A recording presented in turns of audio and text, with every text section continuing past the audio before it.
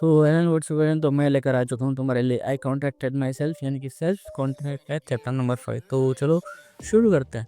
तो chapter start होते हैं जहाँ पे हमारा फिंग कहता है कि भाई बात करनी है, लेकिन किस बारे में बात करनी है। तो वो लड़की कहती है मेरी जैसी औरत जिसकी अभी शादी वगैरह नहीं हुई है, जो हर रोज़ कड़ी मेहनत करती है ताकि वो अपना घर गुजारा कर सके और साथ में अपने अंकल की भी देखभाल कर रही है जिसकी बेटी अभी गुमशुदा हो गई, जिसकी वजह से वो पागल हो चुके हैं। तो तुम्हारी बॉडी को देखकर लग रहा है कि भाई तुम्हारी बॉडी काफ़ी अच्छी कंडीशन में है और तुम्हारी पर्सनैलिटी भी कुछ बुरी नहीं है, तो क्या कहते हो?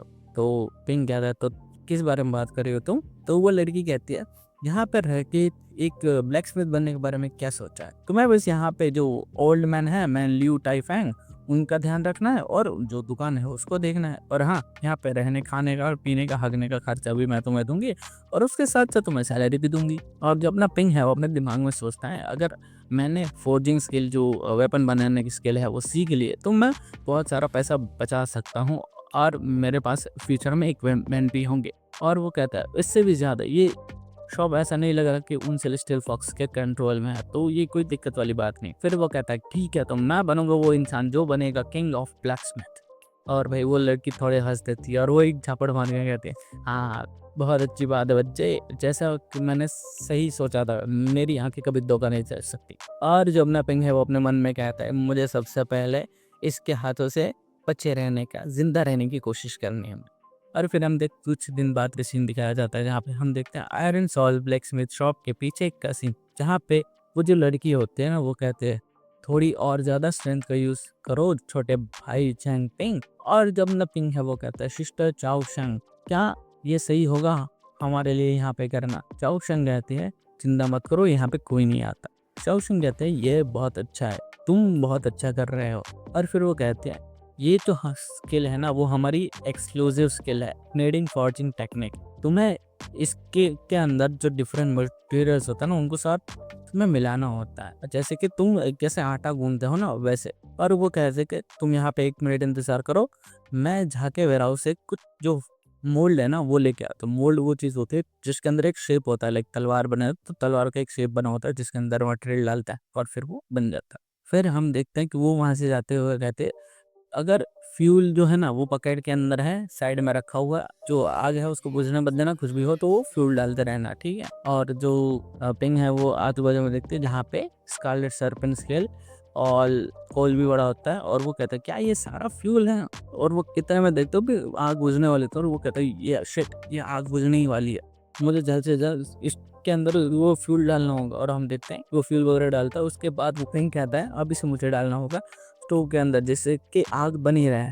और हम देखते हैं जैसे वो उसके अंदर डालता है स्टोव के अंदर, वहाँ पे बहुत बड़ा धमाका होता है और उसके अंदर से काला धुआं जैसा निकलता है जो पिंग को कवर कर लेता है और पिंग एक अलग ही नशे में हो जाता है। और वो कहते हैं कि क्या मैं जिंदा हूँ? और हम देखते हैं उसका जो हार्ट होता है ना वहाँ पे एक मॉन्स्टर जैसा बना रखा होता है और वो सारा धुआं एब्जॉर्ब कर लेता है, सारी फायर एब्जॉर्ब कर लेता है और उसकी आंखें चमकने लग जाती है। और फिर पिंग कहता है कि आखिर ये जो पूरी फायर थी, आग थी, वो अचानक से गई कहाँ पे? और हम देख सकते हैं उसका जो हार्ट है ना बहुत ज़्यादा गर्म हो चुका है, वो बहुत ज़्यादा तक कर रहा होता है। और जो पिंग है वो अपने मन में कहता है ये कितना गर्म क्यों है? और वो अपना एनालिसिस करता है जहाँ पे उसके एनालिसिस में वही सारी डिटेल्स आती हैं और वहाँ पे हम देखते हैं उसका जो ग्रोथ पोटेंशियल है ना वो बढ़ चुका है। पिंग अपने मन में कहता है मेरा ग्रोथ पोटेंशियल फिर से बढ़ गया। अगर मैं इसको पुरानी जो सिचुएशन थी कुछ दिन पहले जो हुआ था उसको अगर मैं सही से देखूं तो शायद मेरा गैस सही था। जब भी मैं कोई न्यू स्किल या एबिलिटी अक्वायर करता हूँ, अवेकन करता हूँ, तो जो मेरी ग्रोथ पोटेंशियल है वो बढ़ जाती है। किसी भी एबिलिटी को लेवल अप करने के लिए, अक्वायर करने के लिए जो मेरा ग्रोथ पोटेंशियल है ना वो यूज़ होता है।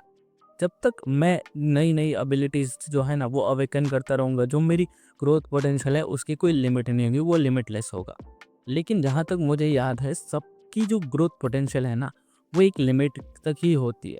क्या ऐसा हो सकता है कि जो मैं हूँ वो अकेला ही ऐसे इंसान हो जो मल्टीपल एबिलिटीज़ हैं वो हासिल कर सकता है?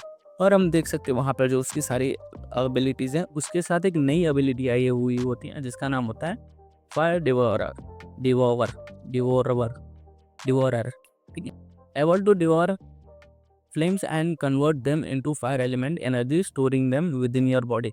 सरल शब्दों में इस भाई साहब जो है ना वो फायर को अपने अंदर खींच सकते हैं और अपनी बॉडी में लेके उनको फायर एलिमेंट एनर्जी में कन्वर्ट कर सकते हैं, अपनी बॉडी के अंदर उनको स्टोर भी कर सकते हैं और उस एनर्जी को अटैक के तौर पे यूज़ भी कर सकते हैं।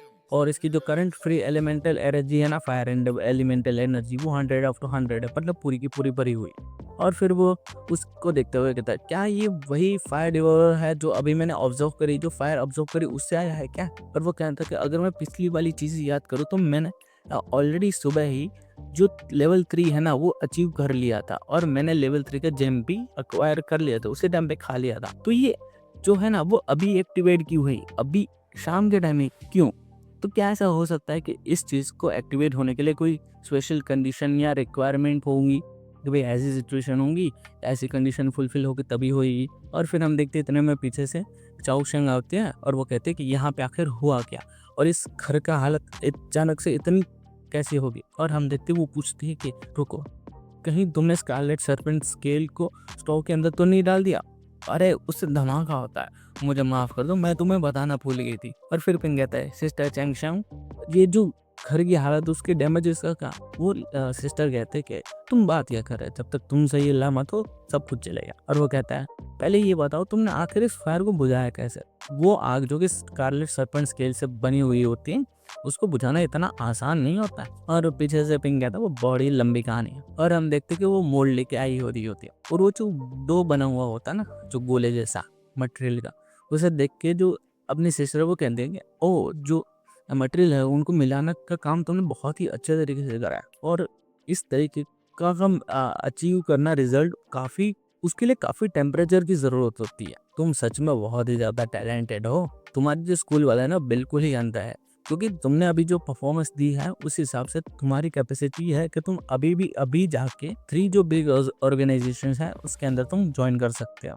पिंग कहता है, सिस्टर सब लोग कहते हैं कि सिटी गार्ड और जो इन्वेस्टिगेशन टीम है ना और उसके साथ 3 ऑर्गेनाइजेशंस हैं, लेकिन सिटी गार्ड्स हैं, इन्वेस्टिगेशन टीम है, तो ये थर्ड ऑर्गेनाइजेशन कौन सी है? और हम देखते हैं वो जो डैगर होता है ना उसको पानी में डाल दिया, मोल्ड में से निकाल के डैगर बन रखा होता है।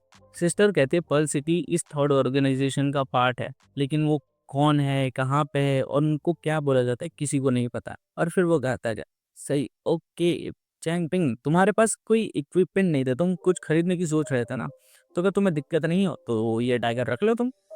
और जो पिंग है ना उस डैगर को लेता है और वो कहता है, ये डैगर तो काफ़ी अच्छा है, क्या ये महंगा नहीं है? और हम देखते हैं उस डैगर का नाम होता है ब्यूटी स्टीयर, उसकी क्वालिटी है एक्सीलेंट, और भाई वो उस तरीके से बना हुआ है, और उसकी कैपेसिटी क्या है, तो भाई ये जो है वो लेवल 10 से लेकर लेवल 19 तक के मिड रैंक के जो म्यूटेड बेस्ट हैं उनको डैमेज कर सकता है। और फिर इतने में पीछे से सिस्टर कहते हैं कि जो मार्केट प्राइस है उसके हिसाब से और जो मटेरियल जिसमें यूज़ हुआ है इसके हिसाब से इसकी प्राइस है $1,00,000। और पिंग सोच में पड़ जाता है, $1,00,000 मतलब मेरे 3 साल की सैलरी।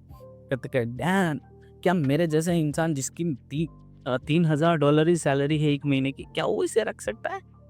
पीछे से सिस्टर कहते हैं, इसको तुम अपने क्या इनाम के तौर पे समझो कि भाई तुम्हारी जो इतनी इम्प्रूवमेंट हो ना उसका इनाम समझ के रख लो।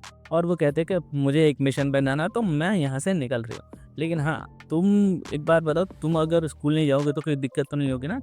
तो पिंग कहता है, चिंता मत करो, मैंने अपने जो ऑलरेडी जो ग्रेजुएशन प्रोसेस है ना वो ख़त्म कर रखी है। और फिर जो अपनी सिस्टर वो कहती है कि ठीक है, तो ओल्ड मैन का ध्यान रखना, अंकल का ध्यान रखना, और हाँ वो थोड़े अनस्टेबल हो जाएंगे तो उनको जो काम के लिए दुकान ओपन करने मत देना, क्योंकि ये जो दुकान है ना वो एक्चुअली बंद हो रखी होती है। और फिर अब पिंग अपने मन में सोचता है कि हालांकि ये जो ब्लैक स्मिथ शॉप है वो टारगेट नहीं है सेलेस्टियल फॉक्सेस का, क्योंकि हमारी जो दुकान है वो काफ़ी टाइम से बंद है, लेकिन अभी जो प्रमोशन हुआ, हमने जो कांड करा यहाँ पे, वो शायद उनका ध्यान आकर्षित कर सकता है। हाँ, अब जब रात का समय हो चुका है तो मैं अपनी नाइट फोकस स्किल का इस्तेमाल करके जाके देख के आता हूँ आखिर है क्या। और हम देख सकते हैं वो रात में जा रहा होता है जहाँ पे एक एरिया में एक लड़की खेल रही होती है, और असल में वो होती है एक म्यूटेड बीस्ट जो कि लेवल 3 की है। और उसे देख के जो अपना पिंग है ना वो कहता है, अपने मन में सोच रहा होता है उसे देखते हुए, कि ये मेरा फर्स्ट टाइम है कि मैंने इस लो लेवल की, इतने लो लेवल की एक म्यूटेड बीस्ट को देखा। अब जब इसका लेवल मेरे जितना ही है तो मैं अपने बूस्टेड इक्विपमेंट से इसको आसानी से हरा सकता हूँ और जीत सकता हूँ। हालांकि इस शहर के जो सिटी गार्ड्स हैं वो इन सब के कब्जे में आ चुका है, लेकिन जो इन्वेस्टिगेशन है ना, वो बाहर की जो टीम है उनको तो ये अफेक्ट नहीं करे होंगे। तो अगर किसी तरीके से मैं ये सेलेस्टियल जो फॉक्स हैं उनकी किसी की लाश लेके उनके पास जाऊँ, तो शायद जो हायर मैनेजमेंट है उनका ध्यान मैं अपनी ओर खींच सकता हूँ। इतने में हम देख सकते हैं कि वो जम जाता है और पीछे से एक आवाज़ आती है जो एक औरत की होती है, और वो कहता है कि तुम कहीं उस पर अटैक करने का तो नहीं सोच रहे उस बच्चे पे।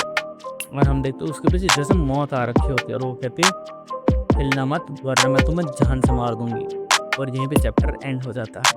तो आई होप आप सबको वीडियो पसंद आई होगी। अगर वीडियो पसंद आया है, चैप्टर पसंद आया है, तो नेक्स्ट चैप्टर के लिए सब्सक्राइब करो, क्योंकि नेक्स्ट चैप्टर में बहुत बड़ा सरप्राइज आने वाला है। तो मेक श्योर टू सब्सक्राइब। मैं मिलता हूँ तुमसे अगली वीडियो में, तब तक के लिए हंसते रहो।